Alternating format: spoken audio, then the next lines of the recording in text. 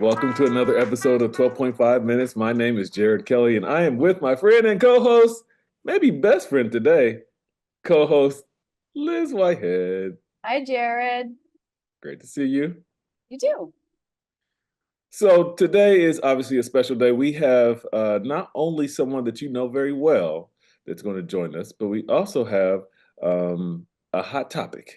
And so I'm going to give you the opportunity to do the quick introduction, but I don't want you to leave out two quick parts, and that is how long you've known each other and that you also work with each other. All right. So please share your introduction. Well, I'm excited because I'm introducing my other best friend, Heather, who I've known for over a decade now. We got to know each other when we were both living in the New York area, and we started working together because Heather needed someone. We were talking about how there was a lack of what to do after you get certified, and that she was looking around for a course, couldn't find someone that was going to do it or that was already doing it. So she wanted to develop it and she needed a little help from someone else. And she was like, Liz can be the person. So we started Diversity Masterminds in 2019 together, which is an online course for certified diverse businesses to learn how to maximize their certification. And since there, we actually have a lot of new things in the works. So it's exciting. I'm excited to talk to Heather today. You get to talk to Heather all the time, but yes, let's bring on Heather Cox. Jumped the gun. So sorry. Right. But I heard you trying to challenge me when you were like, oh, my best friend. I'm like, oh, I see you, Jared, trying to challenge. No challenge when you're already the winner. All right. So welcome to the show, Heather Cox, the president founder of Certify My Company. When did you start this company? What year was it? Well, this is where we do the math. Like, how old is the oldest, right? So we started it 15 years ago, when I was just trying to figure out what a working mom is supposed to do out there, right? And I was discovering all these amazing women-owned businesses who would complain to me about this certification process. And I was like, I don't get it. You run a business. What do you mean you can't do an application? So I went home and did a little research, and I happened to say to my husband, who's an attorney, what's a certificate of incorporation? He's like, well, in some states. And I'm like, oh, some states. That means it's not across the board. So, when you're trying to figure something out, it gets frustrating. So I was like, I could do it for you. I had no idea what I was getting myself into, but alas, 15 years later, here we are, the experts of diversity certification. Wow. And you're based in Vegas? Las Vegas, Nevada. Got it. So do you think Las Vegas is different? Like, let's just jump right into it. Do you think Las Vegas is different than the majority of other states when it comes to certifications? Oh, yeah, we don't have one. We're one of the few states that really has nothing with some supplier diversity. They did some when they're building Raider Stadium, Allegiant Stadium. They did do a small local business, but they just couldn't get over it. We're a little bit of the Wild West out here still in Las Vegas. So yeah, they didn't, but they are, so we don't have any supplier diversity programming on here on a state level, but we have some amazing RPOs of the private sector organizations. We have the Western Regional Minority Council out here, as well as WEBEC West. So we do have some good representation. And also the NGLCC Nevada is also out here. Yep. And Heather is also somebody who, even though Nevada doesn't have its own certifications, she's always like, the Super Bowl is coming to Las Vegas. Here are some opportunities for you. Right. Yeah, it's one of those things where it's like, if I don't know something about like, oh, is like the LPGA doing anything? Like, Heather's the one that I would call. Like, what's happening? We like to find out all the opportunities we can share with our other entrepreneurs. Yeah, I like that. So here's the interesting thing that you mentioned. You start off recognizing that there was a challenge with this whole certification process. Did you, over the time, have you noticed that there's very distinguished types of certification, including like the differences between government, local, and versus like advocacy organizations and their certifications? Have you noticed some differences there? Oh, huge differences. And that's actually the first thing we do with anybody that is potentially going to hire us to work with them is find out the best certifications for them in their business, because while they're sort of created equal in a lot of ways, they don't always deliver the same benefits. And if you want to do business with the state of New York, They don't care about WeBank. But if you want to do business with JP Morgan Chase, they don't care about the state of New York. So we need to make sure that they're going to get the right certification based on who they're working with, I always say, like, who you're currently working with, who you want to work with, and what your hopes and dreams are for the certification. Because also the public sector certifications do not give you the same company development, leadership development, mentorship opportunities like you get from the private sector advocacy groups. So we're in a particular moment now with We sure are. and supplier diversity. Right. And so I've, actually Jared and I talked about it where he's like, what's Heather going to say? I'm like, well, I know exactly what Heather's going to say because she's been saying it. Been saying it for a while. Yeah. Yeah. So and we've also been talking about this for a while. This is not, right. It shouldn't have been shocking to anybody. Right. But so what would you say to people about the value of certification right now? Well, I've been saying it a lot. And yes, it wasn't a shock. I still had to wallow and go through all the emotions in January. It was all 432 days of January were rough. So it was like, I had to take, there was a lot of women-owned vodka involved in that whole month, but we got over the hump and now we're ready to fight the good fight again. And I've been saying it a lot. So besides the fact that certification in general is not just about business development. I know everyone looks at it and they're like, I want to do business with these big corporations, but that's not the end all be all. And that's not always the way. It's not always the bread and butter for every single person who's certified. So just understanding what you can actually do with your certification. So let's put business development aside.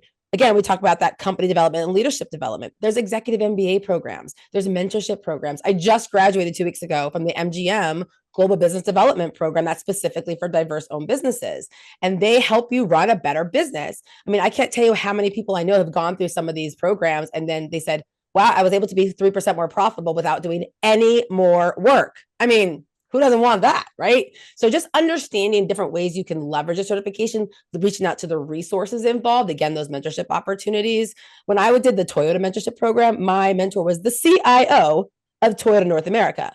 That is like an invaluable opportunity for someone like me who sells to the Fortune 100 to say, I was like, hey, Holly, like, help me out here. I'll tell the corporations what I do. And they're like, wow, you're amazing, Heather. I mean, we're not going to hire you, but you're fantastic.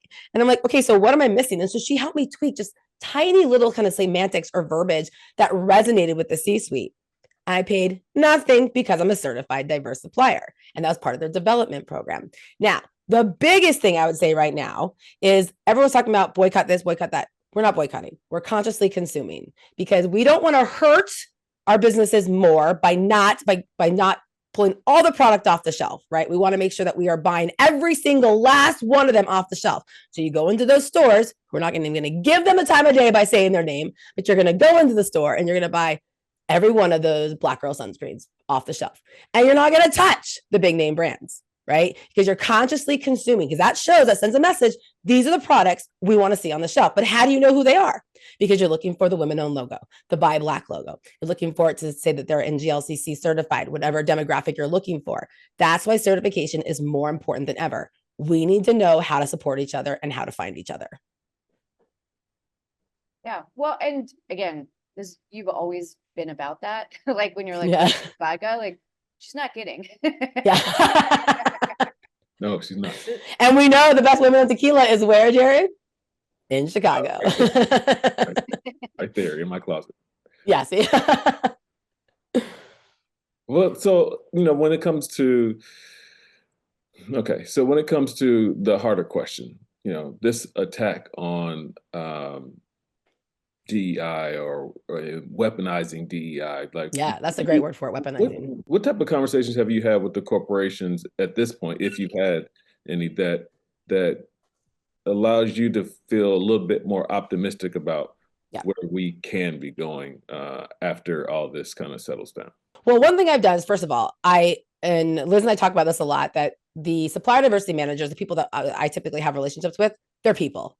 And they are also hurting right now. And they are also going through a lot right now. So I've done a lot of, hey, how are you? Sending hugs messages, right? Just like, I'm not trying to sell them anything right now. I'm trying to let them know that I am on their side and how can I help them at this point, right? So that's some of the conversations I've been having. The other conversations, and I would say 98% of our corporate clients, there's only actually one of all of our corporate clients who just went away altogether. It was very public about it. We're not going to say names, but it just went away. Right? Everybody else has been like, nope, they raised their budgets. Some of them have they may have changed their name. Some of them are like, we're not changing our name. This is what we do, and we're not changing our name. So I would say the majority of the private sector is still really looking to engage with certified diverse suppliers, qualified, capable, certified diverse suppliers to do business with, because they still know that the business case is there. All the statistics and the studies still show that it's good for business. And I think we're going to see it. And that's another reason why I tell people to maintain or get their certification, because at the end of the day, when it comes out again, that inclusion and diversity is good for business. They don't want to say like, well, back then you weren't a woman-owned business. Oh, yes, I was. And I got the certification to prove it. Yeah, I think that's the biggest thing. Like, we've always competed on merit. It's never been like, all right, fine, let's compete. Let's see out. We have to do better than our non-diverse counterparts. So it's merit. We're over meriting. Like, we're beyond the merit at this point. Right. Over meriting. You like that? Saving that one for later. Yeah, I'm saving that one. Urban Dictionary is picking that one. Don't you wait? That's going to be next on Urban Dictionary. Because I think that applies in multiple areas. And clearly, while supplier diversity is an essential ingredient when it comes to economic disparities, we also look at, there is a larger landscape here, obviously, because this impacts everything, including education, which is what you just mentioned. That's what triggered me in this thought of, where do we go from here? And I think you said something important, and part of that is just one thing. I think I said a lot important, Jared. Yeah, well, I'm gonna give you one or two things. The rest were very, very nice. No, very important things. But the thing that stood out really poignantly was this idea that we really should be thinking about how we are as consumers and how we are as buyers. And so let's double down on that and take a look at, when you think about the impact that business can make with each other, doing business with each other, and how we can make an impact with our own dollars. What do you think we should be focused on right now? Well, exactly what you said. We have to focus on where we are putting those dollars and who we're buying from. And that's not just in our personal life, but in our business life as well. We all buy something. All business buys something, whether it be pencils. Okay, I'll give you an example. For every year for our corporate gifting, we give out a product. And I read a book years ago called Giftology, which talks about the art of corporate gifting. And I don't know how many things you have all received, swag and gifts, and they're like, has someone's logo, and you're like, that's cute, but now I'm never going to use it. Because it's like someone's random logo. Maybe I'll put it in my purse, but I'm not going to carry it around. So I bought these. I happen to have one right here. This very cool brand.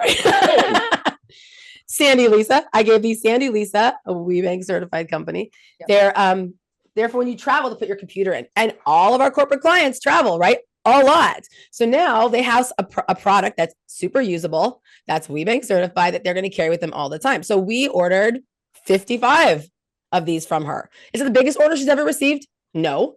But you know what? It's a really good order. And all of our corporate clients now have information about her. So I was able to not only do a great gift for our corporate clients, support another woman-owned business, but also market for her, because I included postcards about her product in every single package.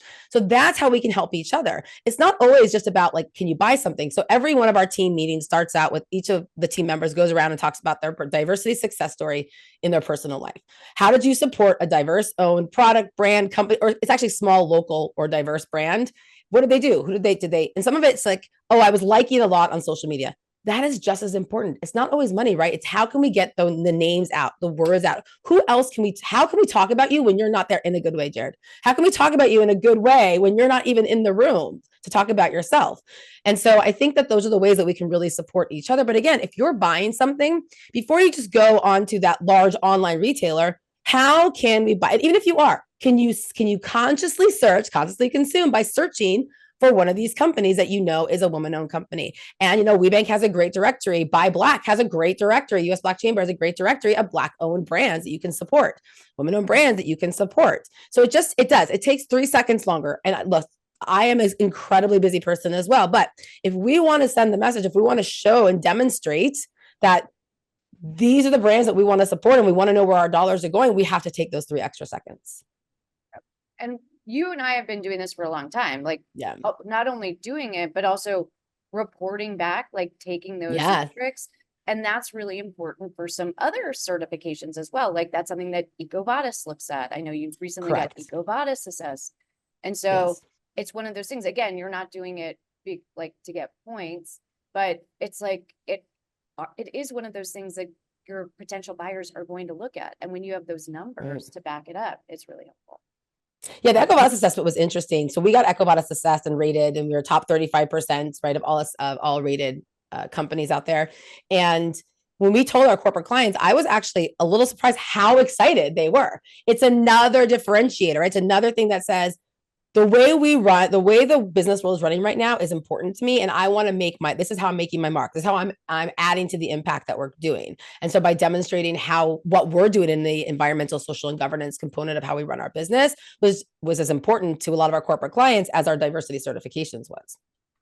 Well, can you back up just a little bit? I don't think everyone knows what this What certification EcoVadis is. Yeah. Well, Can you first of all, it's not a certification. They are very clear about the fact that it's not a certification. It's Okay. an assessment and you get a rating, right? It demonstrates your commitment to ESG for the most part. And Liz, you can chime in here if you, if you want to add in how it works. And so you have to turn in a lot of your policies, your employee handbook, talk about how you deal with whistleblowers, how you deal with all your different policies with your employees, as well as who you travel with. And also is not only your direct travel, but who are you traveling on, and how are you developing your employees, and how are you interacting with your clients? And so you turn in a lot of documentation, much like with the certification, but then it gives you a rating, and depending on your subscription level, you can share that badge. The three medals you can get are bronze, silver, and gold. And then otherwise you don't really want to publish your rating, which is why you should get it right the first time. And so it really just demonstrates your commitment to the overall sustainability of the business world. What's neat about the assessment to not like it not being a certification, that it's an assessment, is that you can improve. Like yes, you can keep getting better. Like our my business is always gonna be women owned. Like that's not gonna shift. That's like but I can get better and say, oh, now I'm going, like one of the things I realized was like, oh, I can pretty easily offset my carbon emissions from that travel. Like those are things you can do. And you, again, taking the extra 3 minutes or whatever can make a big impact. Right. Yeah. What's your last takeaway? If you had a point to make that you said, I want to make sure everyone thinks about this moving forward, what would that be for 2025? I mean, I don't think it's so different, but I think the vehemence behind it, the passion behind it may have increased a little bit this year.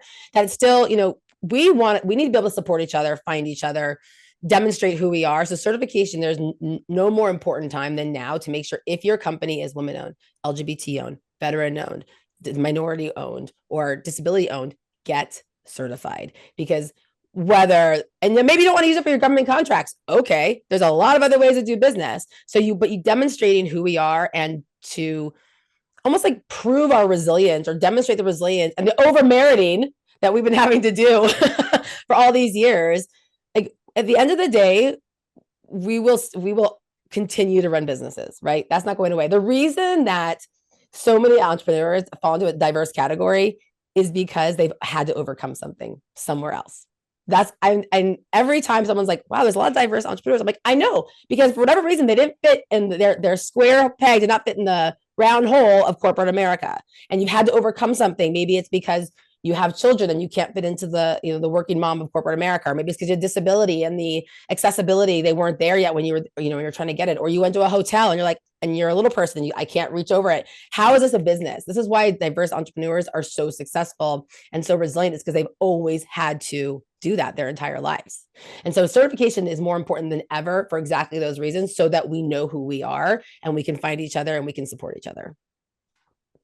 Heather Cox, congratulations. I want to say that I thoroughly appreciate that. That was very impressive. Not that that I expected anything less, but I just want to assure you and double down on the idea that was very impressive.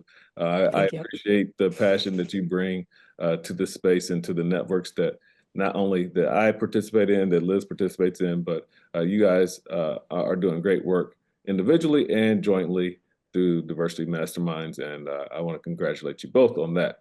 So Thank you. thank you for joining us for 12.5 minutes. I'm going to give Liz her time now to wrap us up. All right. So thank you, Heather. Thanks, Heather. Thank you. So I'm not surprised at all that Heather is meeting this moment in the way that she is, because I think her company has always embodied what we want to see with these initiatives, with diversity, equity, and inclusion, with supplier inclusion, with ESG. It's that it's embedded in what she does. It wasn't an initiative or a program, or I started doing this because my client asked me to do it. It's that, no, these values are embedded in what I do. And I think that's why she's made an impact with diverse suppliers who are like, oh, I didn't know how to get certified, or like doing these things. And then once they get certified, like, I don't really know how to do with it, what to do with it. I'm probably not going to renew. Like, these are the things that she has helped with. And she's starting to expand that impact into helping them say, you're already doing these values-driven, purpose-aligned things. Let's just count it up. Let's measure that impact. So I'm not at all surprised that she's meeting this moment with fierceness and passion. Well, I'm glad we have her leading this this moment, and with all of us that are in this fight and in this advocacy, for businesses like ours and small businesses that actually fuel this economy of ours. I hope that we continue to work together, and this was another great opportunity for businesses to get to know how they can make a difference, not only for themselves but also in the community and in the economy. So, hey, another great episode. I like it. I enjoyed it. We will sign off. It's been another great episode, 12.5 minutes. My name is Jared Kelly, and this is Liz Whitehead. That's it for us for this time. Bye.